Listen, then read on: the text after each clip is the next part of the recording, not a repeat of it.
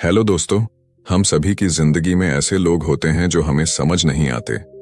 कभी कभी कोई हमें बिना कहे ही किसी चीज के लिए पहले ही खुद को बचा सकते हैं।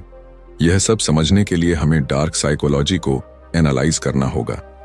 यह कोई साधारण मनोविज्ञान नहीं है, बल्कि यह इंसानी दिमाग के उन पहलुओं की गहराई में जाने की कोशिश है जिनके बारे में आम लोग सोचते भी नहीं हैं।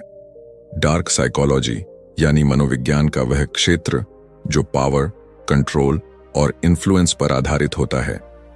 यह इंसानों के कमजोर बिंदुओं को समझने, उनकी इच्छाओं और डर को मैनिपुलेट करने और उन्हें एक ऐसी दिशा में ले जाने की कला है जिसमें वे खुद भी यह महसूस नहीं कर पाते कि उनके साथ क्या हो रहा है। यह उन मानसिक तकनीकों का गहन अध्ययन है जिनका उपयोग अक्सर नार्सिसिस्ट्स, साइकोपैथ्स और मास्टर मैनिपुलेटर्स करते हैं। हमारी रोजमर्रा की जिंदगी में हम कई बार ऐसे लोगों के संपर्क में आते हैं जो हमारी भावनाओं के साथ खेलते हैं, हमें गिल्ट ट्रिप में डालते हैं या फिर हमारे डर का फायदा उठाकर हमें अपने अनुसार चलाने की कोशिश करते हैं। कई बार हमें पता भी नहीं चलता कि हमारी डिसीजंस, हमारी सोच और यहां तक कि हमारे इमोशंस भी सटली कंट्रोल्ड हो रहे हैं। लेकिन जब हम डार्क साइकोलॉजी को एनालाइज करना शुरू करते हैं तो हमें यह समझ में आने लगता है कि किस तरह से कुछ लोग हमारी भावनाओं, हमारी सोच और हमारी धारणाओं को मैनिपुलेट करने की कोशिश कर रहे हैं। डार्क साइकोलॉजी को समझने का सबसे पहला और सबसे जरूरी कदम यह है कि हम यह जानें कि आखिर इंसान का दिमाग कैसे काम करता है। हमारे मनोवैज्ञानिक पैटर्न्स, हमारे फियर्स, डिजायर्स और इनसिक्योरिटीज ही हमें वल्नरेबल बनाते हैं। जब कोई हमें अप्रूवल देता है तो हम खुश होते हैं, और जब कोई हमें इग्नोर करता है तो हम बेचैन हो जाते हैं। जब कोई हमारे डर को ट्रिगर करता है तो हम घबरा जाते हैं, और जब कोई हमें वैलिडेशन देता है तो हम उसके प्रति आकर्षित होने लगते हैं। यही साइकोलॉजी है और यही वह आधार है जिस पर डार्क साइकोलॉजी काम करती है। सोचिए, जब कोई मैनिपुलेटर आपको यह महसूस कराता है कि आप गलत हैं और वह सही है, तो क्या यह सिर्फ एक आर्ग्यूमेंट है?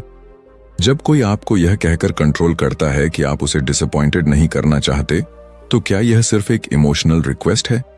जब कोई आपको फियर बेस्ड डिसीजंस लेने पर मजबूर करता है, तो क्या यह सिर्फ एक चेतावनी है? नहीं, यह सब डार्क साइकोलॉजी के टैक्टिक्स हैं जिनका उपयोग करके लोग दूसरों को कंट्रोल करने की कोशिश करते हैं।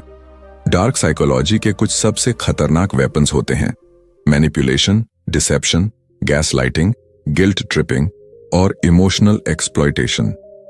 ये सभी टेक्निक्स एक ही चीज पर केंद्रित होती हैं: दूसरे व्यक्ति के इमोशंस और थॉट्स को सटली कंट्रोल करना। जब कोई आपको गिल्ट ट्रिप करता है और आपको इस तरह फील कराता है कि आप बुरे इंसान हैं सिर्फ इसलिए ताकि आप उनकी बात मान लें, तो ये डार्क साइकोलॉजी का एक क्लासिक एग्जाम्पल है। जब कोई आपकी परसेप्शन को मैनिपुलेट करता है और आपको यह विश्वास दिलाने की कोशिश करता है कि आपकी ही सोच गलत है, तो ये गैसलाइटिंग कहलाता है। और जब कोई आपको धीरे धीरे अपने इन्फ्लुएंस में लाने के लिए डिसेप्शन यानी धोखे का इस्तेमाल करता है, तो यह भी डार्क साइकोलॉजी का एक हिस्सा होता है। डार्क साइकोलॉजी का एक और पहलू है पर्सुएजन वर्सेस मैनिपुलेशन। बहुत से लोग पर्सुएजन और मैनिपुलेशन को एक ही चीज समझते हैं, लेकिन दोनों में एक सटल फर्क है। पर्सुएजन यानी मनाने की कला एक एथिकल स्किल होती है जिसमें सामने वाले को बिना दबाव डाले लॉजिक और इमोशंस के संतुलन के साथ अपनी बात पर सहमत किया जाता है। लेकिन मैनिपुलेशन एक अनएथिकल तरीका होता है जिसमें सामने वाले की भावनाओं के साथ खेलकर उसे अपनी मर्जी से कंट्रोल किया जाता है। डार्क साइकोलॉजी का सही अध्ययन करने पर हमें यह समझ में आता है कि लोग कैसे सोचते हैं, कैसे रिएक्ट करते हैं और किन परिस्थितियों में वे सबसे ज्यादा वल्नरेबल होते हैं। इस ज्ञान को हासिल करने का मतलब यह नहीं है कि हम इसे गलत तरीके से इस्तेमाल करें, बल्कि इसका सही उपयोग हमें सेल्फ डिफेंस में मदद कर सकता है। जब हमें यह पता चल जाता है कि कोई व्यक्ति हमारी भावनाओं के साथ खेल रहा है, तो हम सचेत हो जाते हैं और उस जाल में फंसने से बच सकते हैं। इस अध्याय का सबसे बड़ा सवाल यही है, क्या आप जानते हैं कि आप भी अपनी जिंदगी में कभी ना कभी डार्क साइकोलॉजी के किसी न किसी टेक्निक का शिकार हो चुके हैं? क्या आपको कभी ऐसा महसूस हुआ है कि आपकी डिसीजंस आपके खुद के नहीं थे, बल्कि किसी ने सटल तरीके से आपको उन्हें लेने के लिए मजबूर कर दिया। क्या आप कभी ऐसे टॉक्सिक रिलेशनशिप्स में रहे हैं जहां आपको गैसलाइटिंग या गिल्ट ट्रिपिंग का शिकार बनाया गया हो? डार्क साइकोलॉजी को एनालाइज करना एक तरह से खुद को मानसिक रूप से मजबूत बनाना है। यह सिर्फ मैनिपुलेशन को समझने का विज्ञान नहीं है, बल्कि यह एक मेंटल आर्मर है जो आपको उन लोगों से बचा सकता है जो आपकी भावनाओं के साथ खेलना चाहते हैं।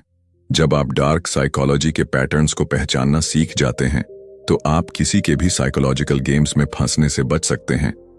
आप अपनी मेंटल स्ट्रेंथ को बढ़ा सकते हैं और अपने जीवन के डिसीजंस को ज्यादा कॉन्शियस तरीके से ले सकते हैं।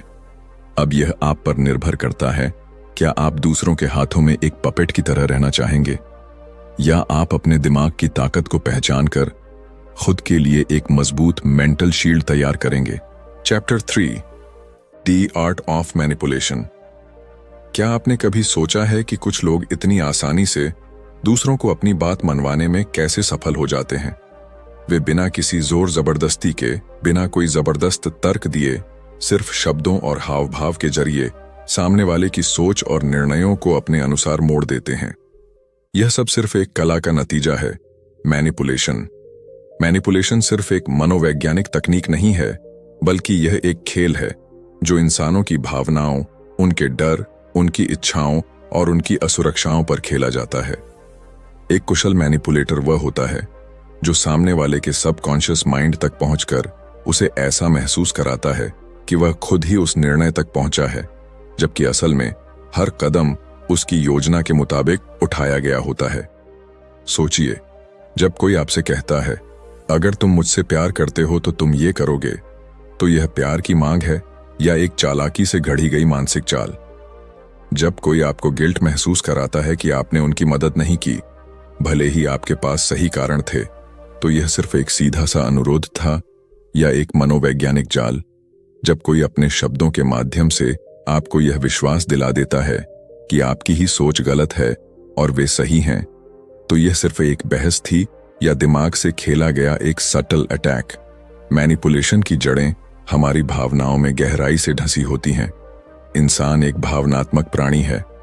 हम सभी प्यार, सम्मान, सुरक्षा और स्वीकृति चाहते हैं, और जब कोई इन भावनाओं को अपने नियंत्रण में ले आता है, तब वह हमें अपने अनुसार मोड़ सकता है।